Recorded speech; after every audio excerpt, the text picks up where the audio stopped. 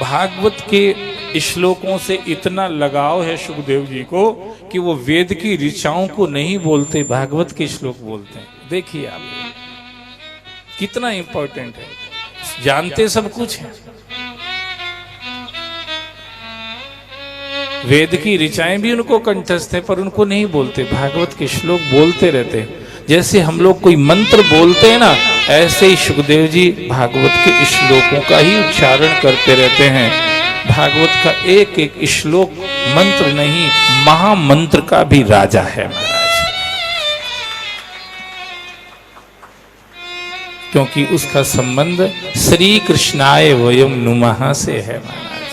सच्चिदानंद रूपाय विश्व उत्पत्त्यादि हेतवे तापत्रय विनाशाय श्री कृष्णाय वयम नुमः, उससे संबंध है।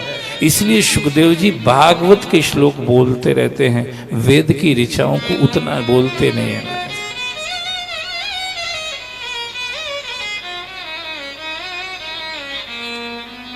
विचरण करते हैं, किसी भाग्यशाली के दरवाजे पर सिर्फ उतनी देर के लिए जाते हैं जितनी देर में देसी गाय माता का दूध निकाला जाता है, और उसी के दरवाजे पर जाते जिसके दरवाजे पर गाय माता होती है, देशी गाय माता। जिसके दरवाजे पर देसी गाय माता खड़ी हैं उसका घर स्वर्ग से भी श्रेष्ठ है, स्वर्ग से भी श्रेष्ठ है। 33 कोटि देवता तो वहां हैं ही, और नमो ब्रह्मण्य देवाय गो ब्राह्मण हिताय चा जगत हिताय कृष्णाय गोविंदाय नमो नमः, वो भी वही हैं। 33 कोटि देवता तो हैं ही, कृष्ण भी वही है जहां गाय है। कल मैं पढ़ रहा था, शायद गरुड़ पुराण में देख रहा था कि उसमें लिखा है जिसके घर में कुत्ता या बिल्ली पले हुए हैं उस घर में और चांडाल के घर में कोई अंतर।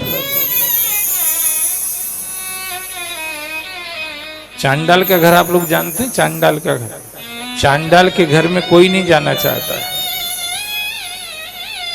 क्योंकि वहां के क्रियाकलाप कुछ अलग तरह के रहते हैं। वहां किसी चीज की कोई शुद्धता, कोई पवित्रता नहीं। चांडाल की तो जिस घर के अंदर कुत्ता पला हुआ है, बिल्ली पली हुई है, ये दो जीव जिस घर के अंदर पले हुए हैं वो घर चांडाल का घर है। ऐसे घरों में जाने से भी बचना चाहिए, बचना चाहिए। और जिस घर के सामने गाय माता खड़ी हुई हैं वो घर देव मंदिर है महाराज, वहां देवता भी रहते हैं, वहां भगवान भी रहते हैं। जिस घर के सामने गाय माता खड़ी हुई हैं उस घर के किसी भी जीव को लेने के लिए कभी यमदूत नहीं आते, देवदूत भगवान के पार्षद आते हैं महाराज। ऐसी महिमा है।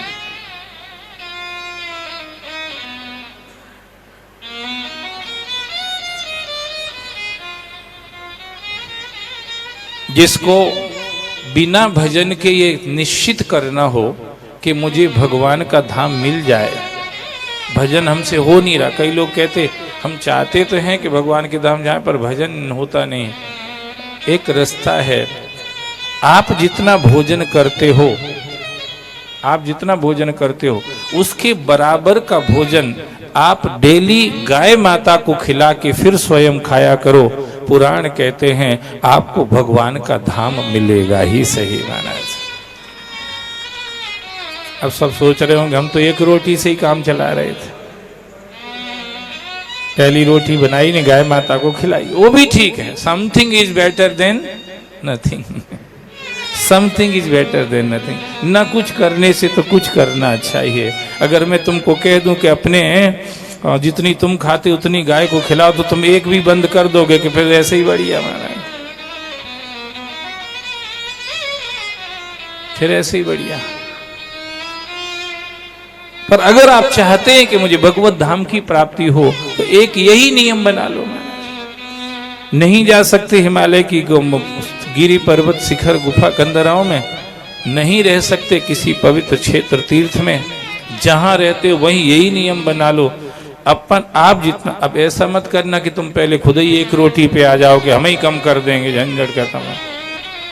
हाँ नहीं, उल्टे ही मत चले जाना कि हम एक रोटी हम ही खाएंगे, एक ही गाय को खिलाएंगे। वो डोकरी जैसा मत कर लेना। एक डोकरी के घर में 10 किलो गेहूँ, 10-15 किलो गेहूँ है। उसने सोचा कि साल भर निकालना अपने को इसी में, तब क्या करें।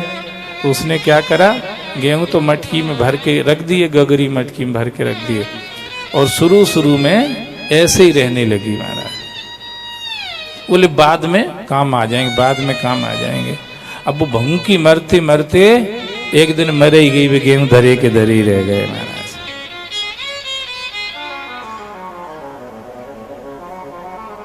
गेहूँ धरे के धरे ही रह गए। ऐसा मत करना कि गाय को कम खिलाने के चक्कर में तुम खुद ही कम खाने लग जाओ यार। अपनी तो डाइट जो नॉर्मल है वो रखने, और आपको लगे कि मुझे भगवत धाम मिल जाए, तो मैंने शास्त्र की बात आपको कहती है।